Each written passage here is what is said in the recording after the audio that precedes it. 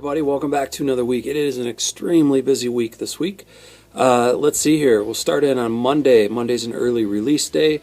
We've got 8th graders taking part in a Junior Achievement for a Day activity. And in the afternoon, we've got PLC time. On Tuesday, we have a listening session in the 7-8 conference room, is the room that got reserved for that. Focused on field trips. I'll talk a little bit more about that in a minute. Also on Tuesday and Wednesday, we have youth risk behavior surveys being taken in PE and health classes, 6th, 7th, and 8th grade. 6th grade is actually later on in the week. Tuesday evening, we have PTO. Dr. Borden will be there talking about facilities in the district. So if you're interested, come on over for that. And on Wednesday, I'll be at the district office all day for pupil service director interviews all day on Wednesday. And then Friday afternoon, I've got my Badger Conference meeting. It is also state girls basketball up in Green Bay. Congratulations to the varsity girls here in DeForest who are going to be playing at 3:15 on Friday. So that's pretty exciting.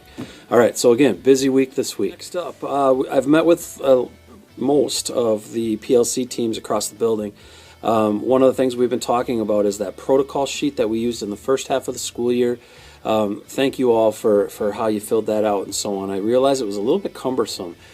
So what I proposed to PLC teams over the last few weeks here has been kind of a change to try to make it so that it still focuses on the PLC questions, but also aligns better with the SLO and educator effectiveness process that we all will be going through starting next year. So great feedback from all the teams. Seemed to be pretty positive feedback for making that change. The last few groups that I met with, I had a draft of what that looked like. I'm happy to share that with you as well. So that will be a change that we will officially implement as we go into next year. Should make that whole process a little bit smoother. Right. The EE tip of the week this week is to just take a little bit of time to review the 4 domains in the Charlotte Danielson framework.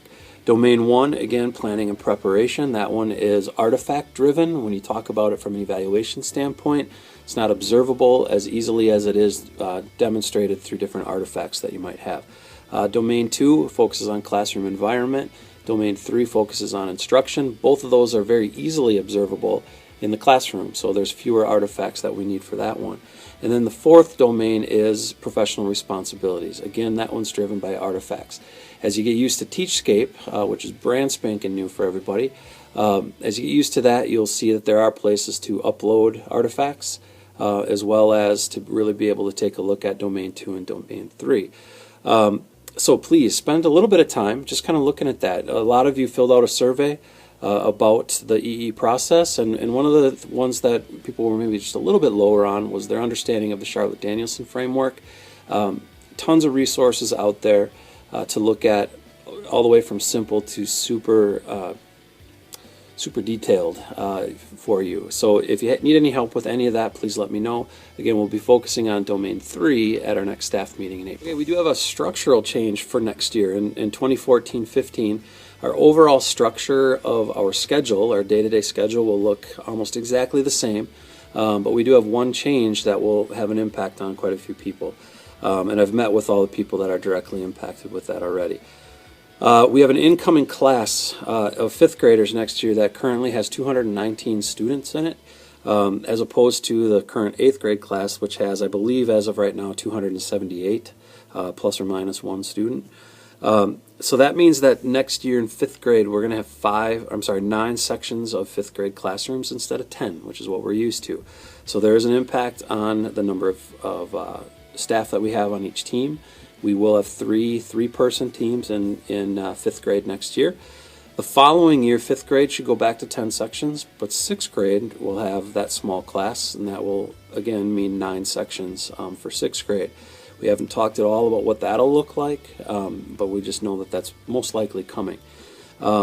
After that, once that small group rolls up to 7th grade, licensure becomes an issue. Chances are we'll be at 10 sections, all the way through. That's the understanding I've got as of right now. So there is an impact on both the core teachers and allied arts teachers on the 5-6 side. I'm happy to talk with anybody about that if you have any questions. So please let me know. If you do have any questions, I'll be happy to talk through those with you. And last but not least, we have a listening session scheduled for morning planning periods on Tuesday of this week.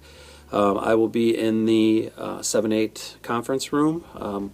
Anybody that wants to come down and talk about field trips, please do so.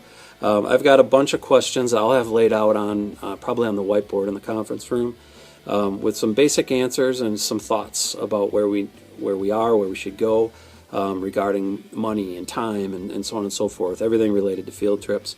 What I'm really hoping to get out of that listening session is just to add to that list with your thoughts and ideas, and hopefully that information then will point us in whatever direction we need to go.